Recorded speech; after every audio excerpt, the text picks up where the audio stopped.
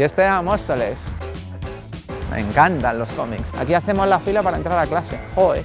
Pues venga, vas a salir en el repo conmigo. Entonces decía, no, he estudiado la Politécnica. Decía, no, no es verdad, tú has estudiado aquí, en la cafetería. Me bajaba aquí, estudiaba y luego daba clases particulares. Luego venía aquí, ojo, digo, que le guarda los periódicos a mi madre. O sea que en el 87 tus primeras líneas de código aquí. Ahora lo vamos a ver aquí.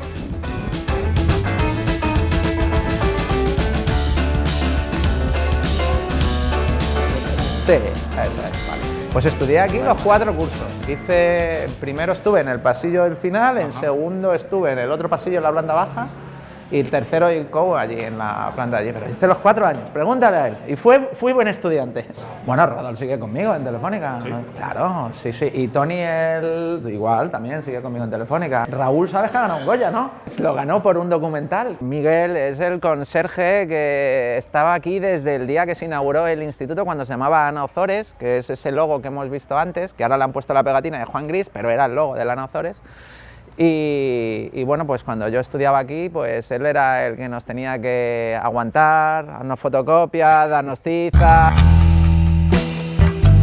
La historia es que yo vine a pedir el voluntariado social y me dijeron que no, porque yo quería hacer el voluntariado social aquí. Me dijeron que no lo habían hecho nunca y que era muy complejo. Al salir me quedé con las chicas de secretaría que tenían el programa de las notas de las actas roto y se lo arreglé. Se lo apañé, porque estaba roto, pero se lo apañé y pudieron sacar las notas y las actas y me fui. Cuando iba ya por la carretera salió el jefe de estudios y me dijo que, oye, que me han pensado bien y que sí, que te quedes. E hice el voluntariado social también en el instituto aquí. En el año 92 estaba en tercero de bachillerato aquí porque fuimos a la Expo, así que fue 89-90 hasta el 92-93 que acabé yo. Esto está como a 2,5 kilómetros de mi casa. Ahí se acababa Móstoles, en esa esquina, y ahí se giraba ya para entrar a Móstoles. Y eso era un descampado, que sigue siendo descampado, está ese edificio. Pero antes no estaba ni ese edificio, entonces es un descampado que era atravesar hasta llegar a casa, 2,5 kilómetros todos los días por la mañana y por la tarde. No había hospital en Móstoles, de hecho tampoco había institutos ni colegios. Yo hasta que, porque somos los hijos del baby boom, Móstoles está creciendo, cuando voy a primero de EGB voy a un colegio, a segundo de EGB me mandan a otro también temporal y hasta tercero de EGB, que ya construyen un colegio nuevo, no tengo un colegio fijo para ir. Y en bachillerato igual, cuando llegamos a estos institutos le están poniendo nombres y van tan rápidos que les ponen números, y este era el Móstoles 7 y luego y el siguiente el 8 y tal, y luego ya le pusieron el nombre de Ana Ozores. Entonces en aquel entonces pues no había ni prácticamente centros de salud, no había prácticamente transporte público, al principio solo había una línea de autobús que salía desde el centro, ¿no? Desde un lugar de la calle principal, la calle Constitución, donde además había un supermercado que era Simago, que era muy conocido, y bueno, pues poco a poco fue entrando todo, universidad, hospital, centros de salud, institutos, colegios, etcétera, y fue creciendo. En primero de EGB iba a aquel colegio que se llamaba Fausto Fraile, que ahora es una Cruz Roja, porque ya no hay tantos niños. En segundo, como estábamos creciendo muchos y estaban haciendo colegio, me llevaron temporalmente a otro que se llamaba León Felipe, y pasábamos por estas pistas que entonces estaban derruidas y que era súper peligroso, había muchísima droga en Móstoles, etc. Ah, ¿había droga en Móstoles? Sí, sí, muchísima. Móstoles tuvo muchísima droga, entonces aquí siempre era peligroso, que te atracaran o algo era peligroso. Pero como mi madre trabajaba y mi padre también, pues yo iba con mi hermano hasta el colegio, mi hermano con 6 años y yo con 7, al León Felipe, que está de casa como a 1,8 kilómetros o por ahí. Y luego en tercero de EGB nos trajeron a este colegio ya, que ya sí que nos quedamos hasta el final, era el definitivo, se llamaba el Pablo Sorozábal. Y aquí es donde hice todo el EGB. Y luego cuando me mandaron al instituto al que hemos estado antes, a la Ana Ozores, y termino y voy a la universidad, como la universidad me pillaba muy lejos, y como yo tenía que trabajar, pues bajaba a esa cafetería que está ahí, que es la cafetería de La Flecha, a estudiar todos los días. Y esta era la cafetería. Pues bajaba todos los días en el instituto, bajaba a tomar café y estudiar aquí, etcétera. Y luego los 4 años que estuve en la universidad, venía por las mañanas aquí a estudiar a la cafetería, a estudiar con mis apuntes y hacer los ejercicios, etcétera.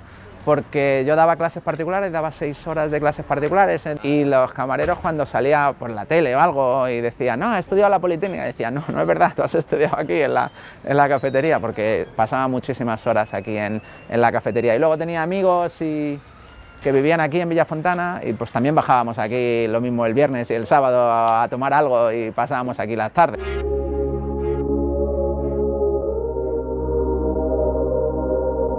Yo cuando voy a la universidad, a mí lo que me gusta es programar y las bases de datos, entonces hago todas las asignaturas que tienen que ver con programación y todas las que tienen que ver con base de datos, no hago ninguna de seguridad, yo siempre lo digo, entonces era opcional y yo opté por no hacerla y hice solo las de programación y bases de datos avanzadas. Y el proyecto de fin de carrera lo hice en geometría computacional avanzada con mi colega César y era pues conseguir, dada una nube de puntos, encontrar el par de puntos más próximos dentro de esa nube de puntos utilizando un algoritmo de recta de barrido, que es encontrar las dos personas que hacen match en Tinder, ¿no? Para que la gente lo entienda.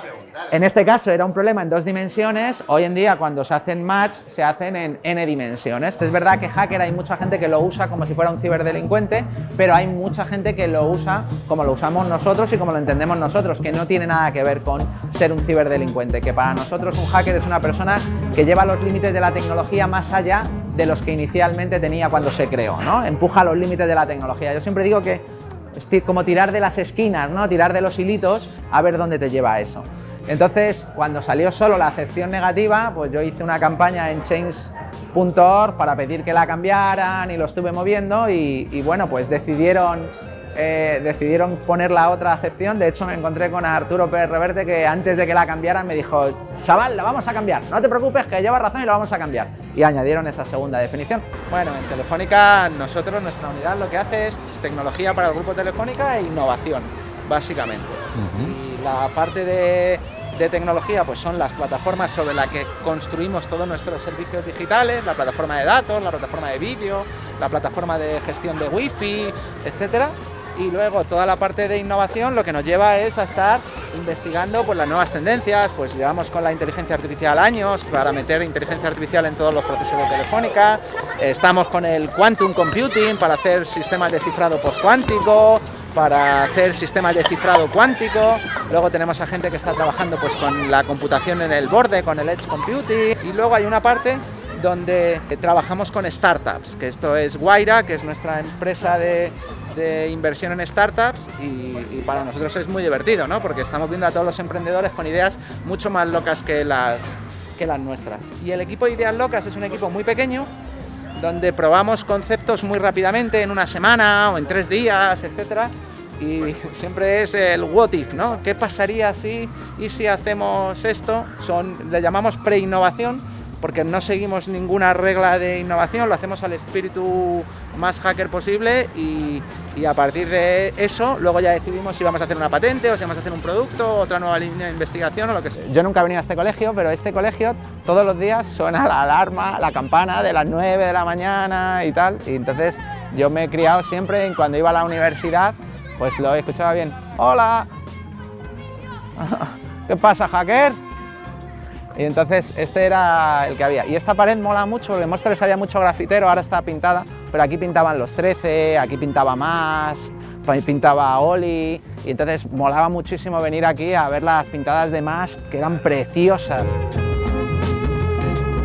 La academia que está allí pues era una academia de barrio, se llama RUS, y bueno, pues yo me apuntaba a todo, me apunté a mecanografía, me apunté a programación, me apunté a contabilidad, me presenté a sacarme el título de contable y en la Comunidad de Madrid, ahí en la Villa de Madrid, pues tendría 14 años y tal. Y en esa academia empecé con 12 años y luego teníamos un profesor que se llamaba Teo, que era muy majete, le he perdido la pista, he intentado encontrarle pero no le he encontrado, que además venía y nos hablaba de libros, de ciencia ficción y tal. Y lo llama, ¿no? Sí, Teo. Lo puse en un post, un artículo, pero no lo he conseguido. Y entonces pues me apunté a la academia y a programar, y desde ahí empecé y no lo dejé hasta que fui a la universidad.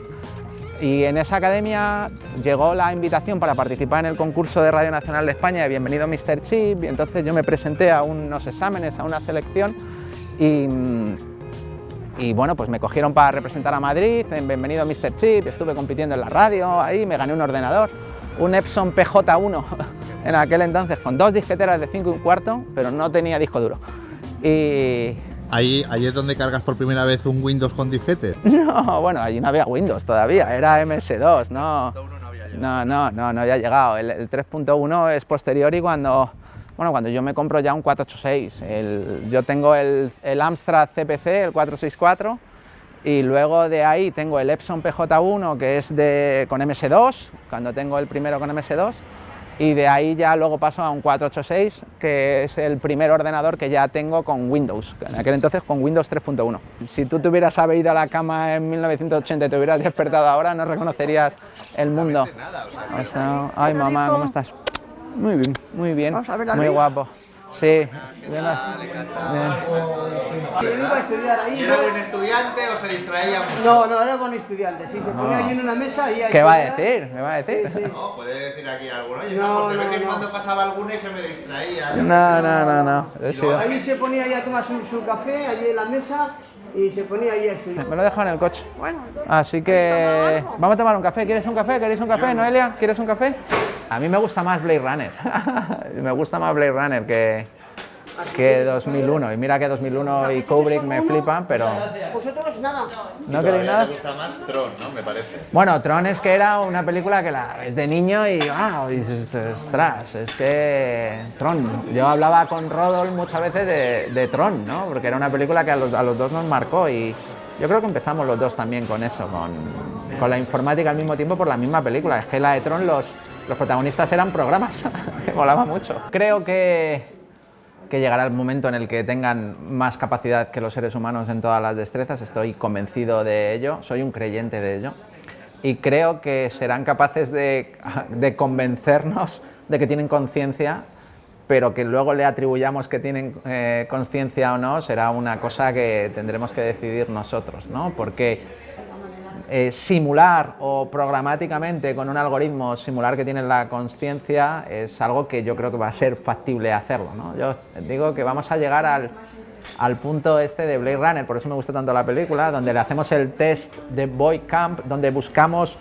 rasgos humanos como la empatía, la tristeza, la generosidad, el amor, etcétera, que lógicamente no son cosas que tenga una inteligencia artificial a día de hoy, ¿no? Si tú le dices a una persona, ¿tú te suicidarías por tu hijo? Te va a decir probablemente que sí. El 90% de las personas se suicidarían o morirían por sus hijos. Y esto es algo que es un poco contra natura, ¿no? Que parece que lo que tienes que hacer es preservarte y sin embargo por amor puedes llegar a romper esa regla, ¿no? Está muy chulo porque cuando le hacen el test buscan reacciones emocionales, ¿no? Entonces, de repente a los seres humanos cuando te dicen algo que te duele te cambia la cara, ¿no? Esto que decimos, vaya cara que se le ha quedado, ¿no? Cuando le han dado esta noticia. Eso es porque tú tienes reacciones emocionales incontrolables y para detectar al replicante en ese momento lo que buscan es que no existan esas reacciones emocionales que deberían aparecer. Por ejemplo, vas por el desierto, ves una tortuga boca arriba, ¿qué haces, no? Que es la pregunta que le hace al replicante. Y claro, tiene que tener una reacción emocional, no es capaz de con su cabeza encontrar la reacción lógica, ¿no? Él intenta resolver el problema con la lógica y el test busca reacciones emocionales. Entonces, no sé, yo creo que ese punto lo podremos simular, pero será siempre... Nosotros lo llevamos de serie, ¿no? Yo lo hablo mucho con los amigos, digo, si tú ves a una persona con una pistola pegándole tiros a una tostadora, tú piensas, este está loco, pero no piensas que hay que meterle en la cárcel, ¿no? Pero si esa tostadora, ese electrodoméstico, tiene cara de ser humano, aspecto de ser humano, y está llorando y diciendo, no lo hagas, pues emocionalmente está tan cerca de nosotros que ya tenemos empatía, ¿no? Entonces, en el momento en que somos capaces de generar empatía por un ser artificial, estamos entrando en otra era, porque si somos capaces de tener empatía, vamos a querer protegerlo, entonces le vamos a dar derechos, entonces en el momento que le des derechos, pues está acabado, ¿no? Ya se ha acabado el mundo como lo entendíamos, que era el problema del hombre bicentenario, ¿no? En esa película lo que intentan dicen es, no te podemos dar derechos humanos, reconocer como humanos, porque eres inmortal, ¿no? Y hasta que él no acepta inyectarse el veneno para ser mortal, no le reconocen como ser humano, a pesar de que él había cobrado conciencia, ¿no? Había cobrado conciencia de sí mismo y quería realizarse, ¿no? Expresarse como un ser humano.